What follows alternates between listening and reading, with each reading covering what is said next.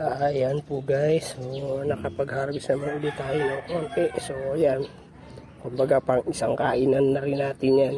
Kung ako lang kakain, ito sasapaw natin lang yung sa sinaing mamaya. Tapos ayos na yan ng toyo sili, kalamansi. Ako, pwede rin may bagoong naman din doon na alamang sausaw natin. Tapos ito isang kainan na rin to. Gagawa tayo mamaya ng ensalada. Samahan natin yan ng sibuyas, kamatis at saka hilaw na mangga. Kuha tayo dun. Ayun guys, kuha tayo dun ng isang mura na apple mango. Yun ang ihahalo natin dyan sa ensalada natin mamaya ang gagawin. So mamaya healthy eating na naman tayo guys. So ayan po, naka-harvest tayo. So tsaka nga pala ako sa baka may magtanong uli sa atin kung paano hina-harvest to. Gaya din po siya ng pag-harvest ng yung technique po sa pag-harvest nito. Halimbawa kung ha-harvest kayo nito ng kung nasa probinsya kayo tapos iuwi nyo ng ibabiyahin nyo, ang kukunin nyo po pagka na-harvest kayo nito, yung ganito po o yung tikumpa, wag po kayong kukuha ng ganito kasi pagka ganito na at ibabiyahin nyo pa, kahit nasa biyahe po kayo yan na po rin po siya, nagmamature po din siya, gumugulang pa rin po siya. So pagka yan, medyo titigas na konti or either madali siyang malalanta.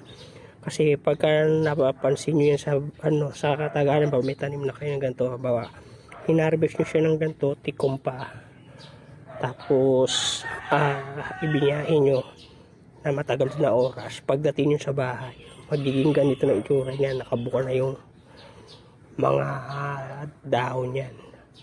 So pagka binuha nyo ng ganito na siya, yung buka na mismo, matik yan pag mas madali siyang malalanta. So pagka hindi nyo na siya makakain, kumbaga na siya, panis na kumbaga sa pagkain ng ulam, kasi hindi nyo na mapapakinabangan dahil maninilaw na yan. So ito kaya pwede pa natin siyang kunin kasi maya maya lang kakainin na natin siya, di naman siya natin ibibiyahe.